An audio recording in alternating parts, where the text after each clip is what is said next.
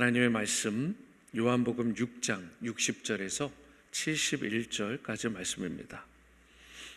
하나님의 말씀 요한복음 6장 60절에서 71절까지 말씀, 제가 60절 읽고 기도하십니다. 제자 중 여럿이 듣고 말하되 이 말씀은 어렵도다 누가 들을 수 있느냐 한데, 예수께서 스스로 제자들이 이 말씀에 대하여 수군거리는 줄 아시고 이르시되 이 말이 너희에게 걸림이 되느냐? 그러면 너희는 인자가 이전에 있던 곳으로 올라가는 것을 본다면 어떻게 하겠느냐? 살리는 것은 영이니 육은 무익하니라. 내가 너희에게 이른 말은 영이요 생명이라. 그러나 너희 중에 믿지 아니하는 자들이 있느니라 하시니, 이는 예수께서 믿지 아니하는 자들이 누구며 자기를 팔 자가 누구인지 처음부터 아심이로라. 또 이르시되 그러므로 전에 너희에게 말하기를 내 아버지께서 오게 하여 주지 아니하시면 누구든지 내게 올 수 없다 하였노라 하시니라. 그때부터 그의 제자 중에서 많은 사람이 떠나가고 다시 그와 함께 다니지 아니하더라. 예수께서 12 제자에게 이르시되 너희도 가려느냐? 시몬 베드로가 대답하되 주여, 영생의 말씀이 주께 있사오니 우리가 누구에게로 가오리이까? 우리가 주는 하나님의 거룩하신 자이신 줄 믿고 알았사옵나이다. 예수께서 대답하시되 내가 너희 12를 택하지 아니하였느냐? 그러나 너희 중에 한 사람은 마귀니라 하시니. 71절입니다. 이 말씀은 가롯 시몬의 아들 유다를 가리키심이라. 그는 12 중에 하나로 예수를 팔 자로라. 아멘. 먼저 오늘 60절 말씀을 보시겠습니다. 제자 중 여럿이 듣고 말하되 이 말씀은 어렵도다 누가 들을 수 있느냐 한데, 오늘 본문 이제 60절부터의 말씀 바로 이전에 예수님께서 무슨 일을 베푸셨냐면 오병이어의 기적을 베푸셨습니다. 오병이어의 기적을 베풀고 나니까 수많은 사람들이 예수님을 쫓던 거예요. 심지어 배로 다른 지역으로 이동하셨는데 막 그 배를 추월해가지고 또는 쫓아가지고 수많은 사람들이 예수님을 보기 위해서 인산인해를 이룬 것입니다. 왜 그러냐면 그도 그럴 것이 많은 군중들이 오병이어 보리떡 5개와 물고기 2마리로 남자 장정만 5천을 먹이고도, 그러니까 적어도 10,000명, 어린아이와 부녀자들까지 여자들까지 하면 10,000에서 20,000명까지 그 엄청난 숫자를 먹이는 그 물리적인 변화를 그들이 목도를 한 것입니다. 기적이 일어난 것이죠. 다 알았거든요. 그럴 만한 음식이 없는데 그 광야에서 제자들이 보더라도 전혀 그런 것이 없었는데 그 보리떡, 그 생선을 먹고 나니까 이들이 과연 이분이 메시아다, 그리스도다 그러면서 예수님을 따른 것입니다. 그런데 예수님께서 이런 말씀을 하시는 거예요. 나는 하늘에서 내려온 생명의 떡이야. 내게 오는 자는 결코 줄이지 아니할 것이고 나를 믿는 자는 영원히 목마르지 아니할 거야. 그러니까 여기에서도 약간 본인들이 생각한 것과 소위 핀트가 좀 벗어난 것처럼 느껴졌을 수 있습니다. 자기네들은 실제적으로 먹고 마시는 거, 지금 당장 그것이 급하고 이것이 자신들의 목적인데, 예수님께서 뭐라고 얘기하시냐면 내가 생명의 떡이고 나를 마셔, 나를 먹어, 이런 이야기를 하는 거예요. 그러니까 좀 이상하다 이렇게 생각을 하는데, 예수님께서 그러한 찰나에 즈음에 결정적인 이야기를 하신 것입니다. 일종의 카운터 펀치를 날리신 거예요. 그러니까 제자냐 군중이냐 이것을 좌지우지할 수 있는 아주 중요한 말씀, 그것을 가를 수 있는 말씀을 하는데, 그게 요한복음 6장 56절이에요. 제가 읽어드립니다. 내 살을 먹고 내 피를 마시는 자는 내 안에 거하고 나도 그의 안에 거하나니. 이 말씀이요, 예수님의 이러한 말씀이 대다수의 제자들, 솔직히 얘기하면 온전한 제자들이 아닌데 성경은 제자들이라고 표현을 해놨어요. 어쨌든 예수님의 팔로워니까 제자들이라고 한 것입니다. 대다수의 제자들에게 이 말씀이 엄청난 걸림돌이 된 거예요. 그래서 결과적으로 무슨 일이 일어나느냐? 오늘 본문의 66절입니다. 그때부터 그의 제자 중에서 많은 사람이 떠나가고 다시 그와 함께 다니지 아니하더라. 사실 예수님은 주님의 살과 피를 먹고 마시는 자, 즉 예수님과 관계성을, 그 엄청난 친밀한 관계성을 강조한 것인데, 많은 군중들은 이런 잔인하고 이런 무시무시한, 어찌 보면 끔찍한 말들이 계속해서 나오는데 도대체 이해가 되지 않는 거예요. 어떻게 저 사람 예수라는 분의 살을 뜯어먹고 내가 저분의 피를 마시라는 거야? 끔찍하잖아요. 사실 이방 종교와 같은 느낌이 들었을지도 모릅니다. 그런데 저들이 영적인 부분들이 떠지지 않으니까, 그 마음이 열려지지 않으니까 예수님이 무슨 이야기를 하도 그 생명의 말씀을 온전히 깨닫지도 이해하지도 받아들여지지도 않게 된 것입니다. 수용이 안 되는 거예요. 그래서 예수님을 결국 떠나게 되고, 성경에 보니까 다시는 예수님께 돌아오지 않았습니다. 그런데 예수님의 솔직히 이 살과 피, 그 살과 피에 고상하게 얘기하면 참여하는 것, 조금 더 직설적으로 이야기를 하면, 정확하게 얘기하면 그 살을 먹고 그 피를 마시는 것이 기독교의 핵심이잖아요. 그게 기독교의 핵심입니다. 아무리 고상해 보이고요, 아무리 교양스럽게 교양을 보이면서 그런 사람도요, 예수님의 살과 피를 먹고 마시지 않으면, 그 예수님의 십자가에 동참하지 않으면 아무런 소용이 없는 것입니다. 이게 기독교의 핵심인데, 예수님의 살과 피에 온전히 동참해야 비로소 이터널 라이프, 영생을, 영원한 생명을 누리게 되는 것이고, 그리고 이 땅에서도 이미 영생의 축복을 누리는 자들로 여러분과 제가 살아갈 수 있게 되는 것이죠. 66절과 같이 예수님을 따르던 많은 사람들이 이제 막 떠나간 것입니다. 다시는 예수님을 따르지 않게 된 거예요. 그러니까 예수님의 심정이 어떻겠습니까? 두 가지지 않았겠어요? 하나는 굉장히 속이 상하셨겠죠. 그리고 두 번째는 예수님은 모든 것을 또 아시는 분이니까 바람처럼 왔다가 그냥 바람처럼 그야말로 겨와 같이 그냥 흩날려 버리는 그런 자들로 날아가는 모습에 안타까우면서도 정말 이제는 예수님께서 집중해야 될 사역을 다시 집중을 하시게 됩니다. 그게 뭐냐면 소그룹의 제자들이에요. 그게 12제자들입니다. 그 중에서도 한 제자는 마귀라고 표현을 하죠. 예수님을 팔자. 그리고 예수님은 이미 그 사실을 다 알고 계셨습니다.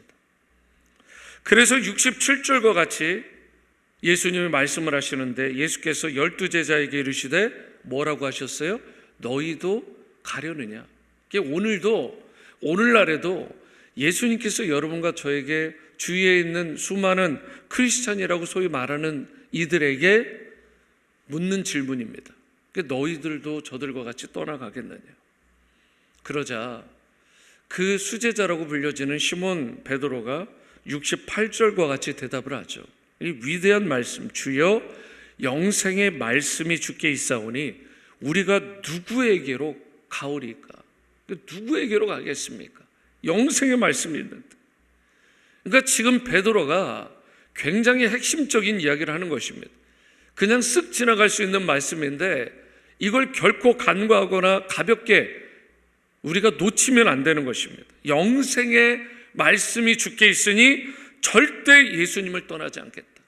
여기서 가짜와 소위 진짜 제자가 판명이 되는 것입니다. 가짜 제자들은요, 예수님을 따르는 주된 목적이 이런 거예요. 기적, 치유, 먹는 것, 마시는 것.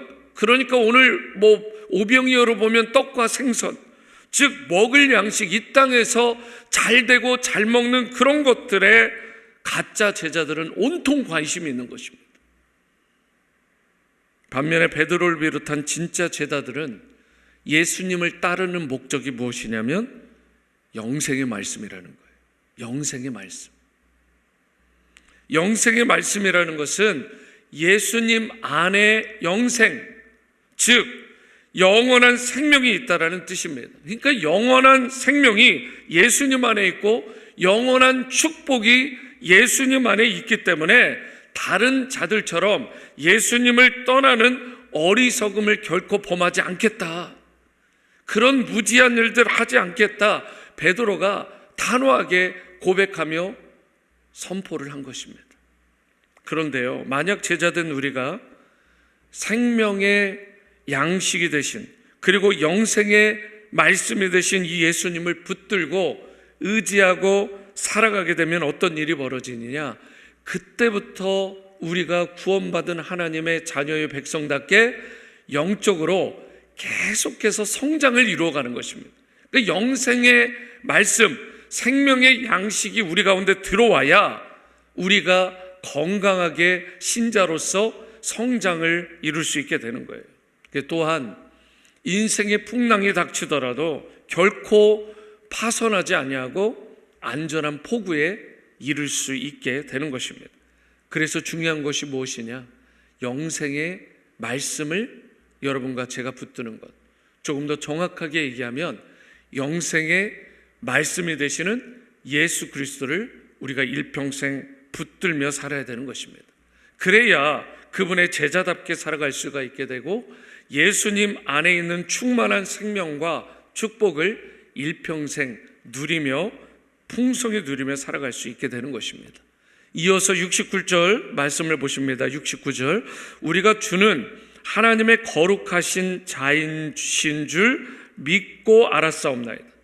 그러니까 여기에서 지금 베드로가 또 고백을 한 게 무엇이냐면 하나님의 거룩하신 자이십니다. 예수님이. 이 말이 무슨 말이에요? 본인들이, 유대인들이 그렇게 기다리던 바로 메시아 그리스도가 당신 곧 예수님이다라는 고백이죠. 그러니까 하나님의 거룩하신 자는 그리스도라는 뜻입니다. 지금 베드로는 전에도 한번 그런 고백을 했잖아요. 그런데 이 고백에서 다시 한번 명확하게 얘기를 하는 게 그리스도라는 고백을 하고 있는 것입니다. 그러면서 이 사실을 자기가 믿게 되었다고, 자기가 깨달아 알게 되었다라고 고백을 하는 것입니다.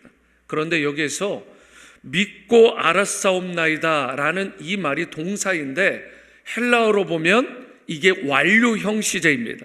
그러니까 완료형 시제라는 뜻은 과거의 어느 시점부터 현재까지 계속되는 것을 말하는 것인데, 과거의 어느 시점부터인가 예수님이 믿어지기 시작했고 바로 오늘 이 순간까지도 자기가 믿고 있다라는 고백이 되는 것입니다. 여기서 알 수 있는 게 뭐예요? 믿음이 중요하다는 것입니다. 그러니까 신자가 믿음을 잃어버리거나 신자의 믿음이 이게 송두리째 막 흔들려버리고 뿌리가 뽑혀버리면 굉장히 심각한 것입니다.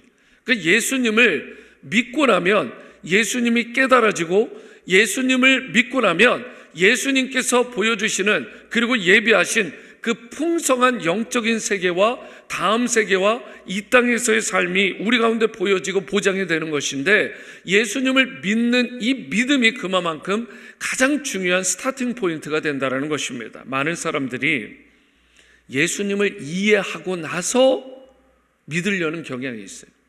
그 창조라는 것도 그거 이해되어지지 않으면 안 믿겠다. 어떻게 홍해를 갈라?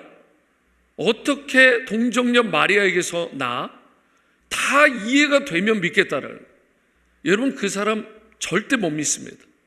이해되어지고 믿는 게 믿음 생활이 아니죠. 우리가 벌써 말하는 게 뭐예요? 믿음 생활, 신앙 생활이라고 하지, 이해 생활, 그 다음에 지식 생활, 그 다음에 합리적인 생활, 이성적인 생활, 이렇게 얘기하지 않잖아요.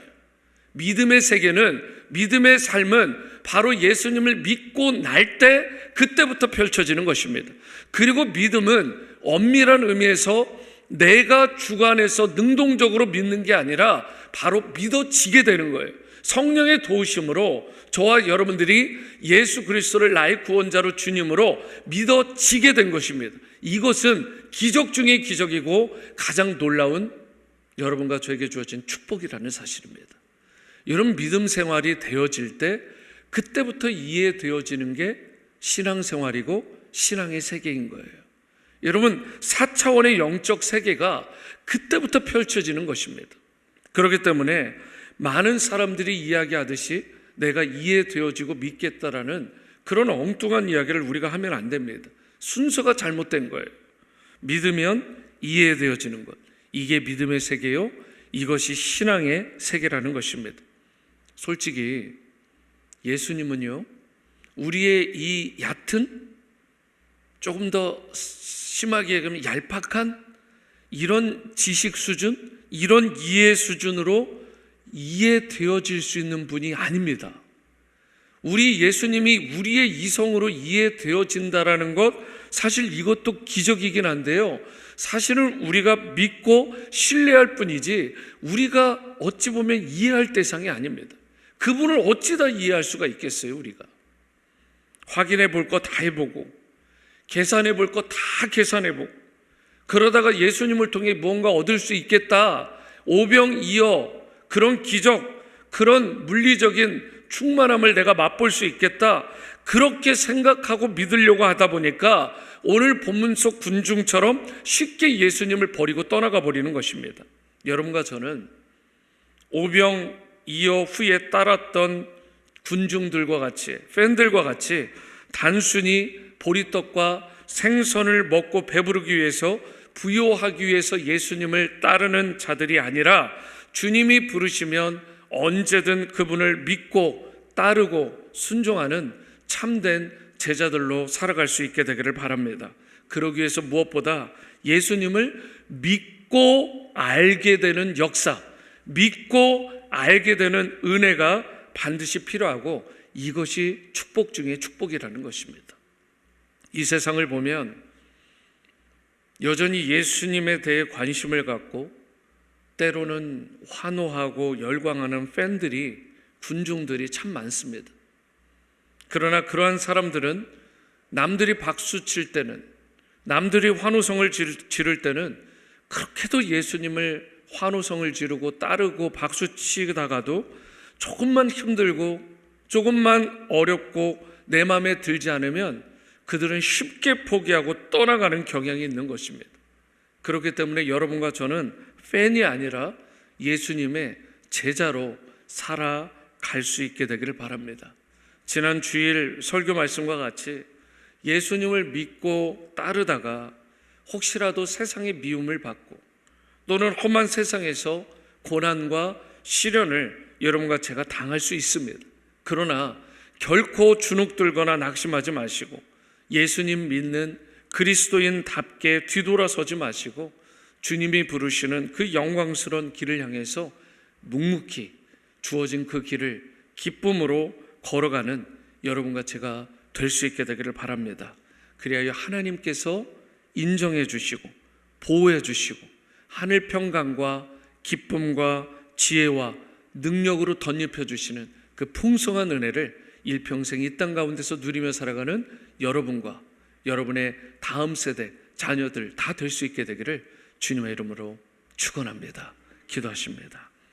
사랑과 은혜의 주님, 우리가 이 땅을 살아갈 때 분명히 해야 될 것이 예수님을 믿고 예수님을 알게 되는 것인데, 우리의 삶 가운데에서 혹시라도 예수님을 먼저 깨달아지고 알고 믿으려고 하는 경향이 있지는 않은지, 따져볼 거 다 따져보고 나에게 유익이 될 것 같으면 예수님을 믿다가 그렇게 또 잘 따르다가도 혹시라도 흩날리는 겨와 같이, 안개와 같이 그렇게 사라질 만한 믿음으로 살아가지 않게 도와주시고 우리의 심령을 성령께서 강력하게 붙들어 주시는 그 믿음으로 말미암아 주님을 끝까지 신뢰하고 따르고 주님의 영생의 말씀, 생명의 말씀을 붙들고 그 말씀에 순종하는 제자들로 다 살아가게 도와주시옵소서. 그래야 하나님께서 인정해 주시고 보호해 주시고 하늘의 지혜와 능력과 이 땅에서 잘 되는 복으로 채워주시는 그런 삶으로 이 땅에서 살아갈 수 있기를 다 원하올 때 존귀하신 예수님의 이름으로 축복하며 기도합니다. 아멘. 하늘에 계신 우리 아버지여, 이름이 거룩히 여김을 받으시오며 나라가 임하시오며 뜻이 하늘에서 이루어진 것 같이 땅에서도 이루어지이다. 오늘 우리에게 일용할 양식을 주시옵고 우리가 우리에게 죄 지은 자를 사하여 준 것 같이 우리 죄를 사하여 주시옵고 우리를 시험에 들게 하지 마시옵고 다만 악에서 구하시옵소서. 대개 나라 권세와 영광이 아버지께 영원히 있사옵나이다. 아멘. 아멘. 계속해서 개인의 기도로 나아가시겠습니다.